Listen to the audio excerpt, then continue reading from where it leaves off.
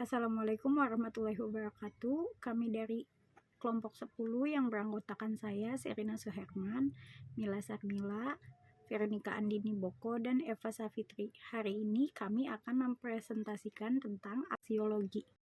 Aksiologi terbagi menjadi 6. Pertama, pengertian konsep aksiologi, konsep nilai kegunaan ilmu, konsep ilmu dan moral, tanggung jawab sosial ilmuwan, nuklir dan pilihan moral, dan terakhir revolusi genetik.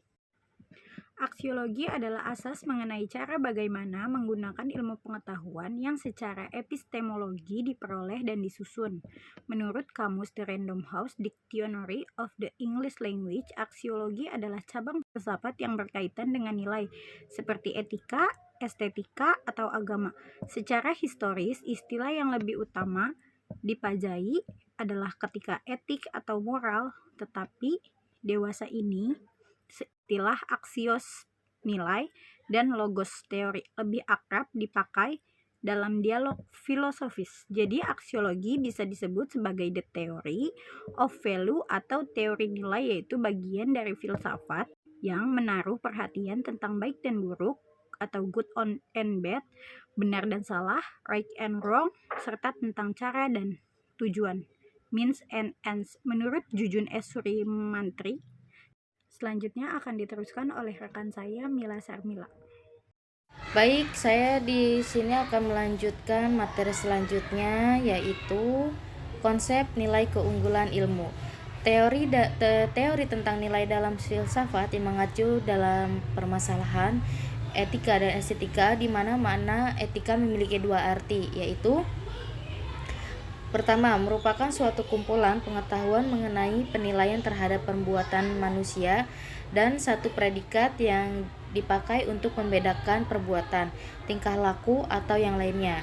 Dan kedua, perkembangan dan kemajuan ilmu pengetahuan yang menciptakan berbagai bentuk kemudahan bagi manusia. Namun, apakah hal itu sedemikian bahwa ilmu pengetahuan dan teknologinya merupakan berkah dan penyelamat bagi manusia, terbebas dari kutuk yang membawa malapetaka dan kesengsaraan? Memang mempelajari teknologi seperti bom atom, manusia bisa memanfaatkan wujudnya sebagai sumber energi bagi keselamatan umat manusia. Tetapi di pihak lain, hal ini bisa juga berakibat sebaliknya. Di sini ilmu nilai dan standar untuk norma yang kita gunakan itu untuk mengukur segala sesuatu gitu kan. Nah, nilai kegunaan ilmu ini merupakan kualitas yang tidak tergantung pada benda. Benda adalah sesuatu yang bernilai tidak ketergantungan dalam mencakup setiap bentuk empirasi.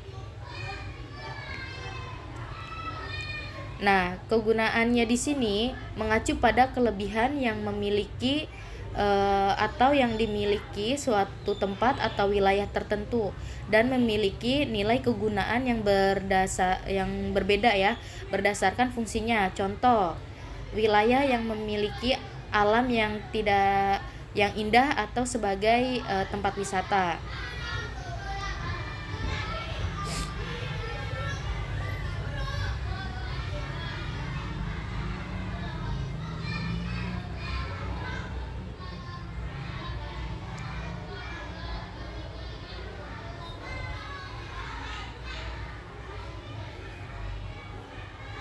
Jadi manusia di sini bisa memanfaatkan wujudnya sebagai sumber energi bagi umat manusia, dalam satu pihak ataupun bisa sebaliknya. Lalu untuk konsep ilmu dan moral, perkembangan ilmu tidak pernah terlepas dari ketersinggungannya dalam berbagai masalah moral.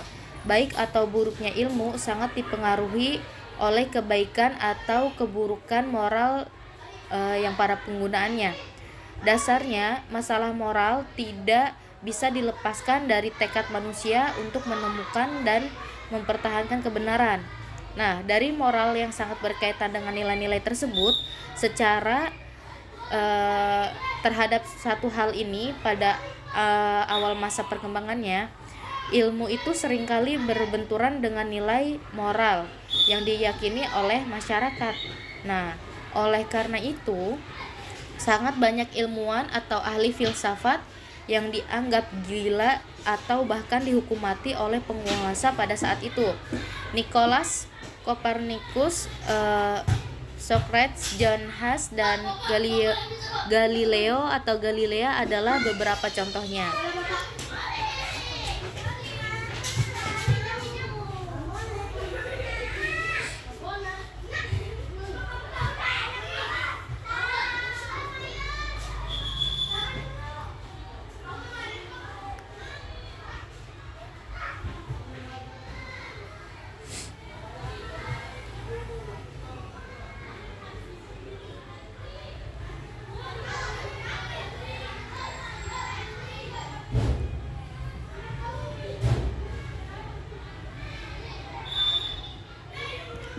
Nah, ilmu di sini juga ilmu berupaya mengungkapkan realitas sebagaimana adanya desain dan ataupun moral itu sendiri pada dasarnya adalah petunjuk tentang apa yang seharusnya dilakukan. Lalu, hubungan dalam antara ilmu dan moral itu adalah sangat erat ya, bahwa setiap usaha manusia itu harus dapat menyelidiki, menemukan, dan meningkatkan pemahaman dari berbagai segi ya, harus berpedoman pada ajaran agama dan paham apa itu ideologi dalam bersikap atau bertindak. Lalu, moral disinilah yang mengarahkan pembahasan ilmiah dalam pencapaian kebenaran, dan moral pula yang menemukan nilai suatu ilmu. Secara singkat, ilmu tidak akan pernah bebas dari nilai bersifat netral karena adanya peran moral yang melatar belakangi dalam kegiatan ilmiahnya dan sekaligus menjadi kendali dan penerapannya. Lalu ilmu sendiri itu ilmu sementara ya, dalam perspektif bahasa Indonesia itu ilmu di sini adalah pengetahuan tentang bidang yang dibuat secara sistematis. Jadi moral dan ilmu berarti ajaran tentang baik, buruk, perbuatan dan kelakuan atau keakhlakan manusia atau kewajiban bagi manusia. Nah, sedangkan ilmu itu dapat merupakan usaha yang dilakukan secara sadar dalam menemukan, menyelidiki atau meningkatkan tentang pemahaman manusia dalam segala sudut terhadap dalam manusia. Jadi manfaat untuk moral, dengan adanya moral dan manfaatnya itu akan lebih menghormati satu sama lain. Dengan saling menghormati, maka setiap manusia akan dapat menghargai perbedaan berpendapat pada setiap individu sehingga terjalin keselaraan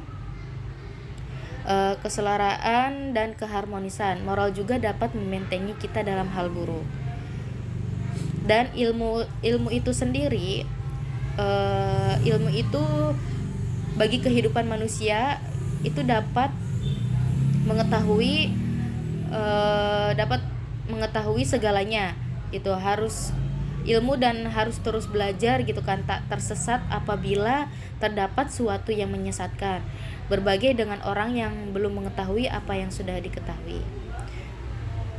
Jadi tujuan ilmu tersebut merupakan sumber pengetahuan yang ada kebenaran dan dipercaya mampu membantu setiap manusia untuk menuju ke depannya. Dengan memiliki pengetahuan atau kebenaran, manusia akan memaksimalkan semaksimal mungkinnya melakukan tindakan yang benar dan berusaha menjauhi perbuatan atau tindakan yang dianggap salah. Jadi ilmu moral itu harus kita terapkan dalam kegunaan konsep-konsep nilai kegunaan ilmu. Terima kasih. Selanjutnya akan dilanjutkan oleh teman saya. Baik, saya akan melanjutkan materi yang selanjutnya, yaitu tanggung jawab sosial ilmuwan. Ilmu merupakan hasil karya seseorang yang dikomunikasikan dan dikaji secara luas oleh masyarakat. Jika hasil karyanya itu memenuhi syarat-syarat keilmuan, maka karya ilmiah itu akan menjadi ilmu pengetahuan dan digunakan oleh masyarakat luas. Maka jelaslah jika ilmuwan memiliki tanggung jawab yang besar, bukan saja karena ia adalah warga masyarakat, tetapi karena ia juga memiliki fungsi tertentu dalam masyarakat. Fungsinya selaku ilmuwan, kita hanya sebatas penelitian bidang keilmuan, tetapi juga bertanggung jawab atas hasil penelitiannya agar dapat digunakan oleh masyarakat, serta bertanggung jawab dalam mengawal hasil penelitiannya agar tidak disalahgunakan. Yang selanjutnya yaitu nuklir dan pilihan moral. Nuklir pada tanggal 2 Agustus 1939, Albert Einstein menulis surat kepada Presiden Roosevelt yang isinya yaitu rekomendasikan untuk melakukan serangkaian kegiatan yang mencapai puncaknya pada pembuatan bom atom yang dapat memusnahkan ribuan umat manusia dalam waktu sesaat. Pandangan ilmu sebagai berkah dan penyelamat manusia dipertanyakan. Apakah ilmu berkah atau menimbulkan kegoncangan bagi manusia? Einstein mungkin tidak salah dengan rekomendasinya itu, karena seandainya Amerika Serikat tidak segera membuat bom atom, Nazi sedang mempersiapkan diri untuk membuat bom nuklir yang dapat menjadi pembunuh massal. Sejak saat itu, muncul pertanyaan di sekitar kaitan ilmu dengan moral, ilmu dengan nilai, dan tanggung jawab moral ilmuwan. Mungkin itu saja yang dapat saya sampaikan. Materi selanjutnya yaitu akan disampaikan oleh teman saya, yaitu oleh Veronica Andini. Kepadanya saya persilahkan.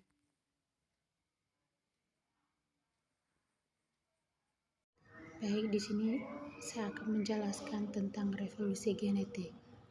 Rekayasa genetika telah diaplikasikan dalam berbagai bidang termasuk penelitian, obat-obatan, bioteknologi, industri, dan pertanian. Munculnya tanaman rekayasa genetika yang dikomersialisasikan telah memberikan manfaat ekonomi kepada para petani di berbagai negara, tetapi juga menjadi sumber konfesi.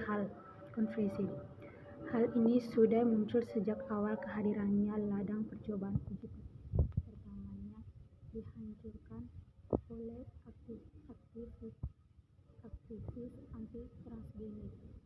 Meskipun ada konsensus ilmiah yang menyatakan bahwa makanan yang berasal dari tanaman transgenik tidak menimbulkan risiko yang lebih besar untuk kesehatan manusia daripada makanan konvensional, keamanan pangan transgenik tetap menjadi pusat kritikan. Alergen dapat pada organisme non-organ. Kontrol pasokan makanan dan hak-hak kekayaan intelektual juga menjadi perdebatan. Adanya masalah ini mengakibatkan munculnya pengembangan kerangka peraturan yang dimulai pada tahun 1975. Berikut kesimpulan dari semua materi yaitu aksiologi adalah kegunaan ilmu pengetahuan bagi kehidupan manusia. Kajian tentang nilai-nilai khususnya etika. Ilmu yang menghasilkan teknologi yang akan diterapkan pada masyarakat. Teknologi dalam penerapannya dapat menjadi berkah dan penyelamatan bagi manusia, tetapi juga bisa menjadi bencana bagi manusia. Disinilah pemanfaatan pengetahuan dan teknologi harus diperhatikan sebaik-baiknya.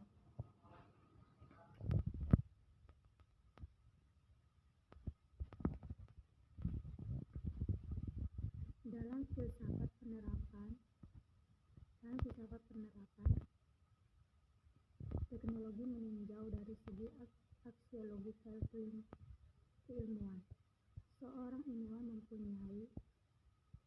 mempunyai tanggung jawab agar produk keilmuan sampai dan dapat dimanfaatkan dengan baik oleh masyarakat. Pengetahuan merupakan kekuasaan yang dapat untuk